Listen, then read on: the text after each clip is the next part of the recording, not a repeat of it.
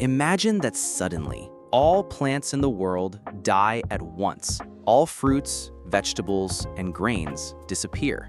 What would happen to our planet and all living things on it? Could humanity survive such an apocalypse with the current level of technological development? Let's take a closer look. So, at the very beginning, in a world without plants, herbivorous animals will be the first to die en masse, while predators will be able to hold out a little longer, feeding on their victims weakened by hunger. But you can't call the fate of predators enviable, because when the food runs out, they will start attacking each other, and hungry people will, in turn, start hunting them en masse. Without plants, it will become impossible to produce many medicines that are made from various herbs, although we will clearly not have time to worry about this, because given that humanity's food reserves of meat are being depleted very quickly, total chaos and the extinction of humans from starvation will begin. Mass cannibalism will break out in all corners of the world. However, there is no need to worry about the lack of oxygen, which was previously produced by plants, as there are enough reserves in the atmosphere for many generations to come, even at the current level of consumption. However, even if humans did not die of starvation, sooner or later they would begin to suffocate not only from a lack of oxygen, but also from carbon dioxide poisoning, the amount of which in the atmosphere would rapidly increase due to the absence of plants.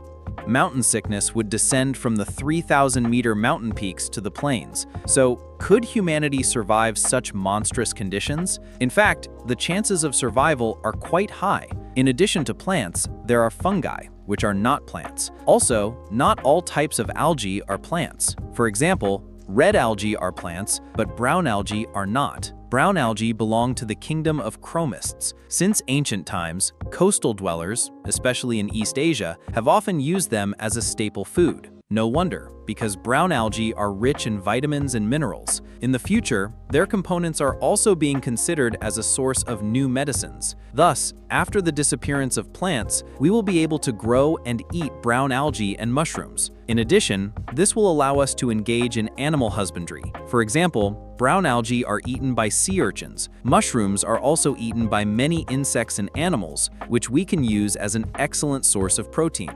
From the secondary raw materials of all these products, we will extract various substances, such as amino acids, proteins, lipids, and carbohydrates, and use them to create artificial food. This will be a good addition to our diet. Waste-free production of everything will be invented. All furniture will now be made of plastic and metal. We can also solve the problem of air shortage, because nothing will prevent us from living in cities under airtight domes, which we can fill with oxygen by first creating oxygen factories. In such domes, we will also be able to maintain the pressure we need. If there are not enough domes, we can live underground.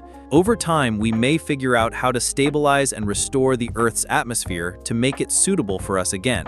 Gradually, humanity will recover. With technological progress, we will learn to more efficiently convert inorganic matter into organic matter and create synthetic food containing all the micronutrients we need. In 1,000 or 2,000 years, a thriving humanity will not even remember how it nearly became extinct. Now, let's complicate the task and mentally destroy not only all plants on the planet, but also all fungi and algae. Could anyone survive in such harsh conditions? It's hard to believe, but yes, in the depths of the oceans, near hydrothermal vents, there are entire ecosystems that thrive without plants or sunlight. But how is that possible?